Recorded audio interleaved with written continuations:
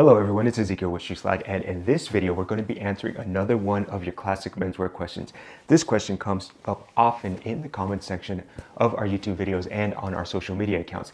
This question essentially asks about wristwatches and what types of wristwatches a well-dressed man should wear, know about, and invest in. Now that is a big topic and we can go into a lot of detail about it, but I want to make a quick overview for you just to get you going and get you started on your journey towards learning about possibly purchasing and further down the road maybe collecting classic style wristwatches. Before we dive into the topic, I do want to point out the obvious. The obvious is that no one really needs a wristwatch if you're living in a modern society. We have the ability to tell time on our smartphones, on our computers, in our cars. Pretty much everywhere we go, we have some way of identifying what time it is. Just a few decades ago, I remember it wasn't as simple to tell the time. If you didn't have a wristwatch with you, if you were out and about, oftentimes you'd have to ask someone what time it was.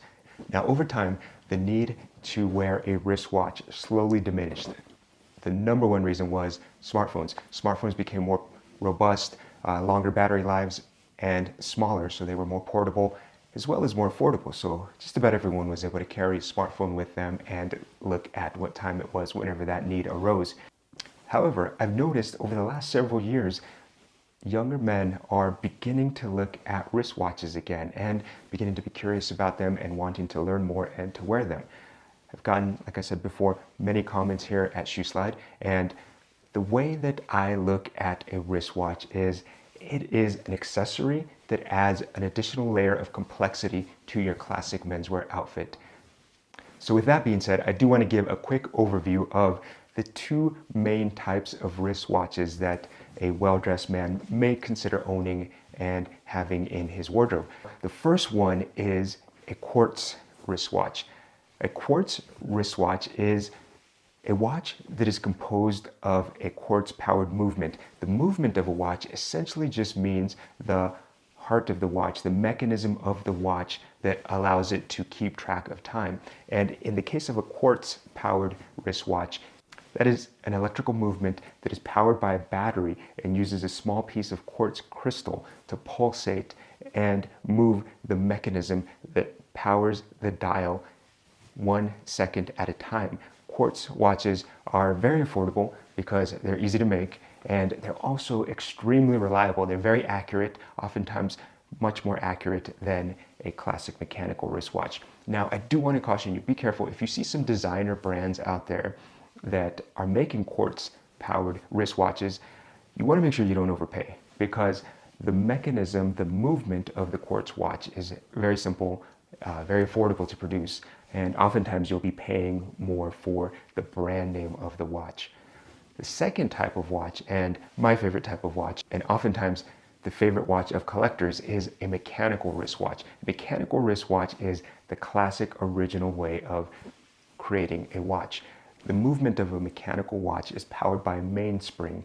The mainspring is a tightly wound, very small coil that produces power for the gear train of the mechanical watch movement. And as that gear train moves, the dial moves as well. And that is what allows the mechanical wristwatch to accurately reflect time. Now, a couple things about mechanical wristwatches. There are two main types.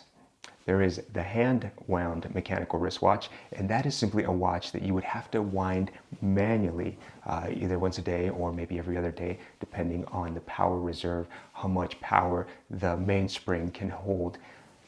The second type of mechanical wristwatch is an automatic wristwatch.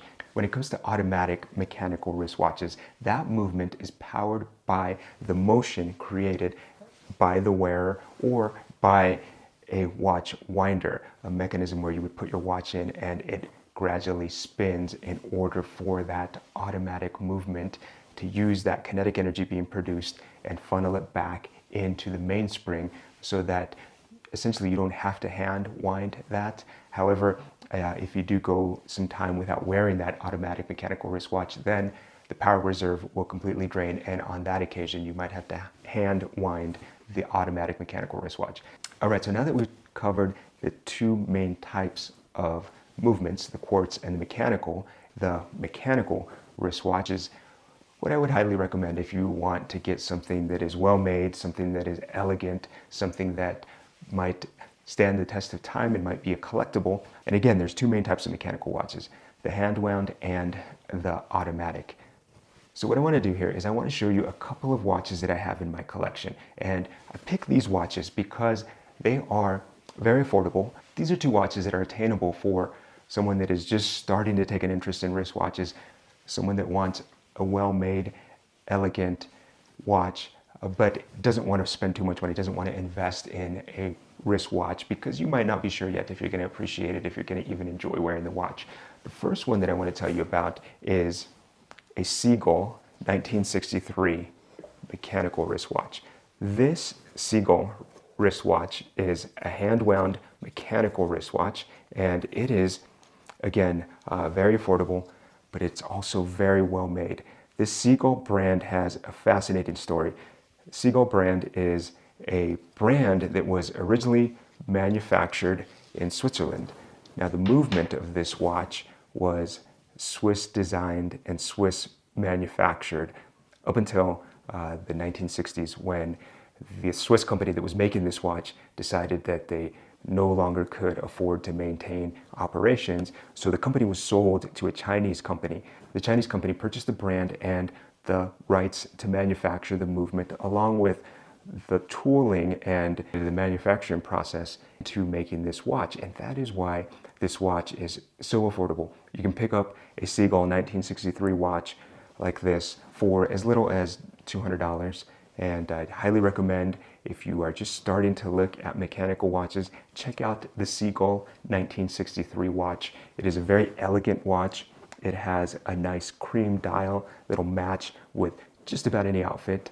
It does have nice, subtle hour markers, so they're not going to be too bold, too loud, so you can wear this watch discreetly. It's not going to draw a lot of attention to it. It does also have a sapphire crystal. The crystal of a watch refers to the face covering of the watch, and sapphire is the best type of crystal that you can have on a watch because it's highly scratch resistant and highly shatterproof.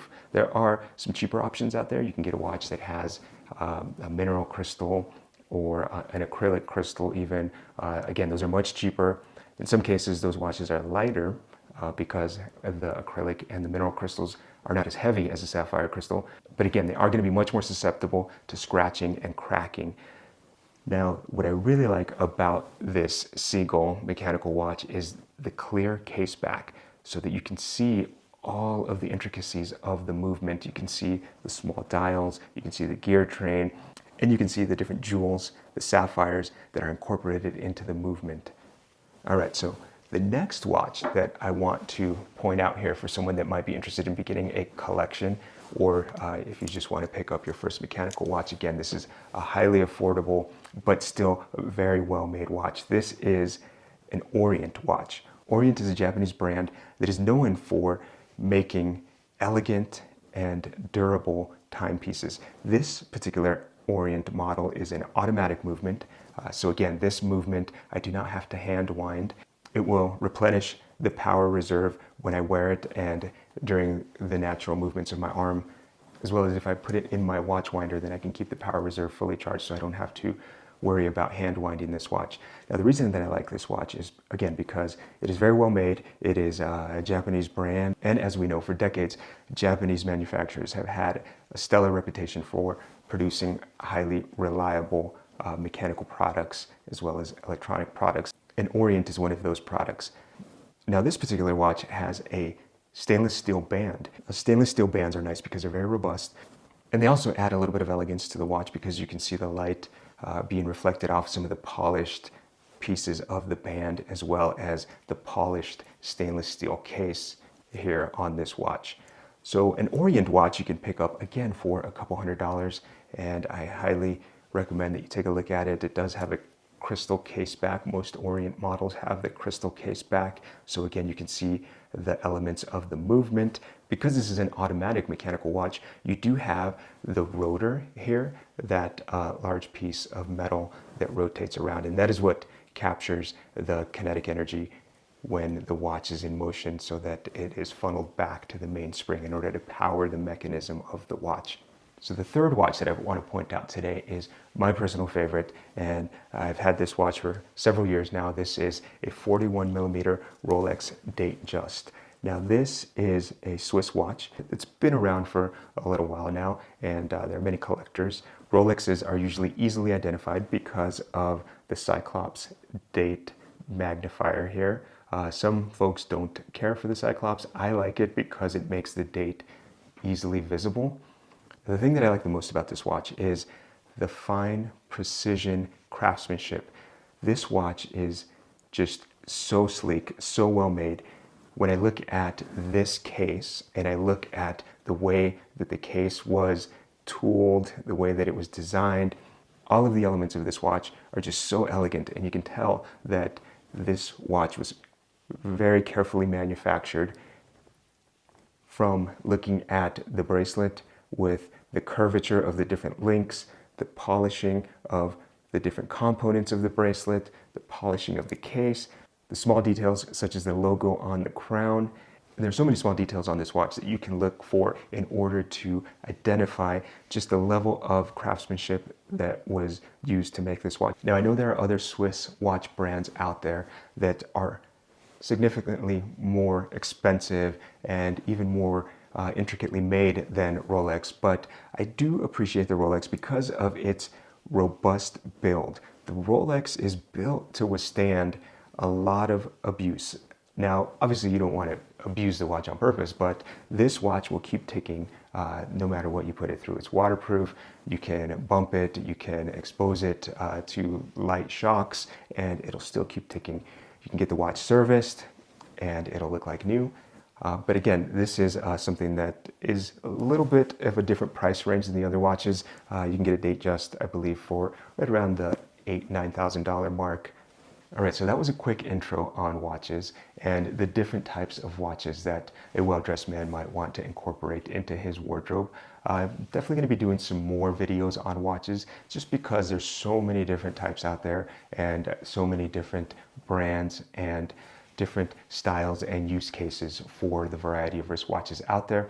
Let me know in the comments or shoot me a message if you have any specific questions or any specific topics in regards to wristwatches that you would like me to cover. Now, I do want to end this video on a quick, fun little unboxing that I have here. Now, this is not something that you would wear with your classic wardrobe, but it is a very fun watch. And this is a Swatch branded watch that I purchased a few months ago, and I bought this watch because I wanted something fun to wear when I am just lounging around, if I'm working out or doing things around the house. This particular watch is the Dragon Ball Z branded Swatch, and this is my all-time favorite Dragon Ball character, Vegeta. And they did a great job here with the packaging. As you can see, Vegeta's on the front of the packaging, and you can see the Saiyan Prince emblem on the back. Swatch and Dragon Ball Z collaboration on the side here. So let's go ahead and open this up. And what we have here, again, is just a fun quartz-powered wristwatch. Very colorful. And as I pull this out here, we can see that the crystal is actually made to resemble Vegeta's Scouter, or a Saiyan Scouter energy reader. And I think that is just such a cool element. You can see what looks to be the outline of Goku. So as if Vegeta was looking at Goku through his Scouter. And you can see graphics here resembling Vegeta's armor. Color combo, color blocking, in my opinion, looks great with the white case. And on the back, you can actually see the Great Ape version of the Saiyan. Again, this is a fun watch. I definitely won't wear this when I'm dressing in a classic style, but definitely fun to have in the collection. All right, thank you for watching, and I look forward to more questions from you on classic menswear, classic styling, and classic shoes and accessories.